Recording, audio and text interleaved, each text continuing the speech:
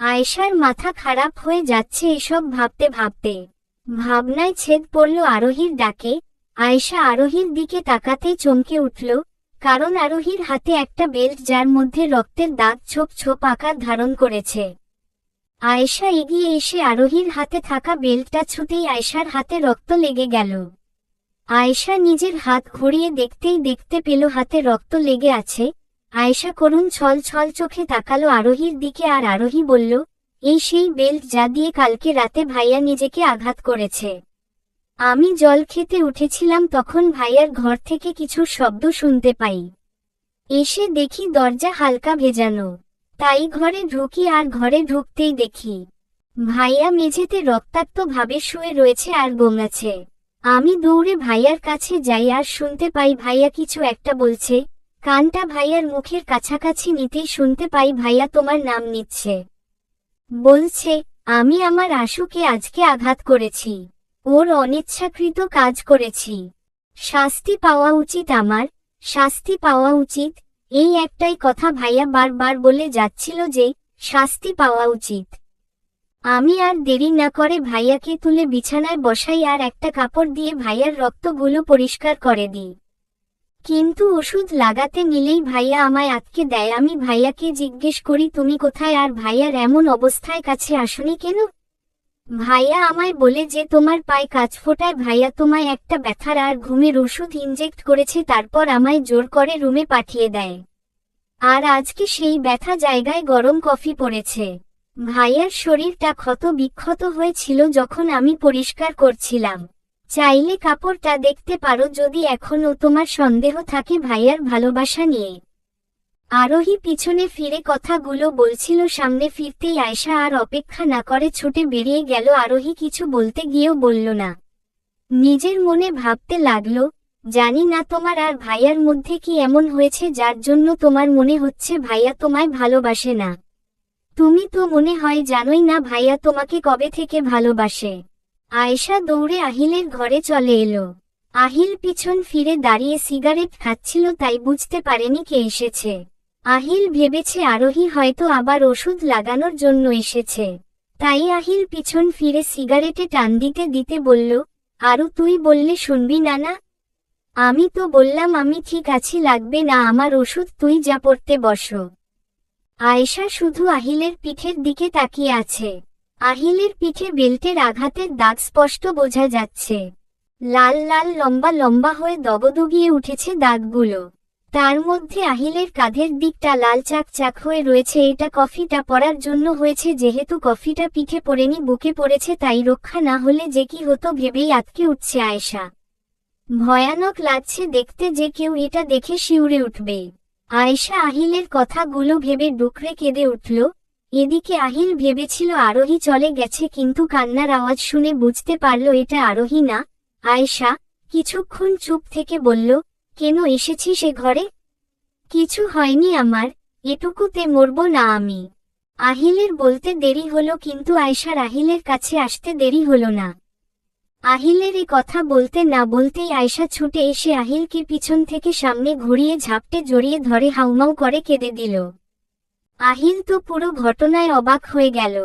কি করবে বুঝতে না পেরে আয়েশার মাথায় হাত বুলাতে লাগলো আর নিজের সাথে আরো বেশি করে জড়িয়ে নিল। কিন্তু আয়েশা ফুপিয়ে ফুপিয়ে কেঁদেই চলেছে। কিছুক্ষণ পর আয়েশা আহিলের বুকে যেখানে হালকা পশম আছে সেখানে বাম হাত দিল, কারণ কফি পরে ওই জায়গাটা লাল হয়ে রয়েছে। আস্তে আস্তে বাম হাত বোলাচ্ছে আয়েশা আর ডান হাতটা আহিলের কোমরে।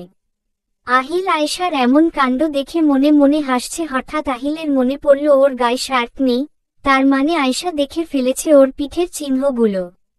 আহিলের হাতের বাঁধন হালকা হতেই আয়েশা বিছানায় থাকা ফার্স্ট এইড বক্সটা নিয়ে প্রথমে আহিলের পিঠে ওষুধ লাগাতে শুরু করল।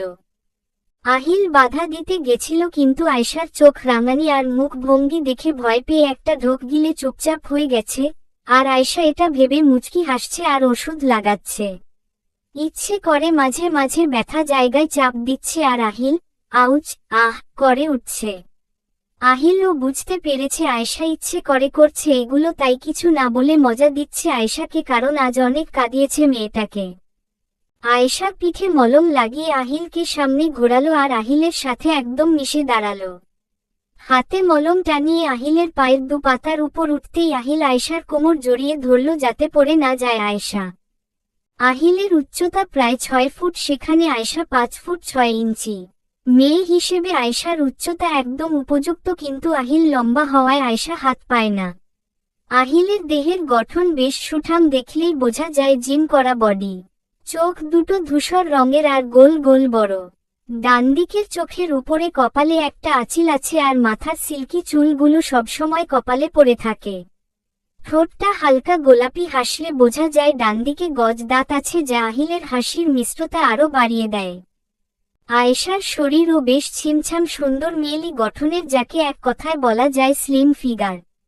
আয়েশার মুখের মধ্যে সবথেকে বেশি আকর্ষণীয় জিনিসটি হলো ঠোঁট ও নাকের গ্যাপে মাঝ বরাবর একটা মাঝারি কালো তিল আর ঠোঁটের ঠিক বাম কোণার একটু দূরে একটা তিল। এই দুটো তিলের দিকে তাকালেই আহিলের নেশা ধরে যায়, মন চায় ছুঁয়ে দিতে। আয়েশারও গজ দাঁত আছে, কিন্তু দুদিকে। আহিল খুব খুঁটিয়ে খুঁটিয়ে আয়েশাকে দেখছে অনেকদিন পর, আর আয়েশা মলম লাগাতে লাগাতে আর চোখে দেখছে আহিলকে। কিছুক্ষণ পর আয়েশা আহিলের বুকের পশমগুলোর ওপর হাত রেখে বলতে লাগলো, আহিল। আহিল ঘোর লাগা কণ্ঠে বলে, আমি ইচ্ছে করে তোর গায়ে কফি ফেলিনি, বিশ্বাস কর, আমার পা বেজে গেছিল শাড়িতে তাই। সত্যি তাই? আয়েশাকে আরেকটু কাছে টেনে, আমি সত্যি বলছি। আমতা আমতা করছিস কেন, সত্যি বলছিস যখন? আহিলের দিকে তাকিয়ে বলে আয়েশা, আসলে তখন শাড়িতে পা বাজেনি, আমি আসছিলাম তখন রিয়ার পায়ে বেজে পড়ে গেছিস, তাই তো?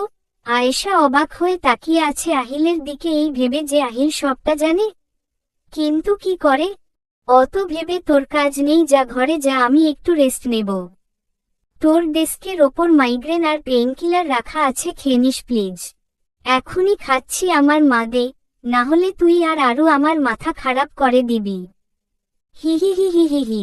আয়েশা ওষুধটা দিয়ে বেরিয়ে গেল আর আহিল মনে মনে বলল, কেন এভাবে আমায় দোটানায় ফেলছিস আয়ু? আমি তো বুঝতেই পারছি না তুই কি চাস। আয়েশা ছাদে দাঁড়িয়ে ফোনে কারোর সাথে কথা বলছে। এত মিস করছো তুমি আমায়? তুমি এটা বলতে পারলে? আমি তোমাকে মিস করব না, এটা হতে পারে? ভীষণ মিস করছি তোমায়, পারছি না আর এভাবে থাকতে, দেখতে ইচ্ছে করছে তোমায়। বাজে কথা বলো না, আমি যদি পারতাম তোমার সাথে দেখা করতে তাহলে কি আর এখানে পড়ে থাকতাম? ছুটে চলে যেতাম তোমার কাছে, কিন্তু কি আর করার, এখানেই থাকতে হবে আমায়। I love you too. নিজের খেয়াল রেখো। আচ্ছা আমি রাখছি, কেউ চলে আসবে। টুট টুট টুট। তোকে আমি ছাড়ব না আহিল, কিছুতেই না। আমার সাথে করা ভুলের শাস্তি তুই পাবি, হারে হারে টের পাবি তুই এবার। এই বলে আয়েশা পিছন ঘুরতেই চমকে উঠল, কারণ ওর সামনে দাঁড়িয়ে আছে। চলবে।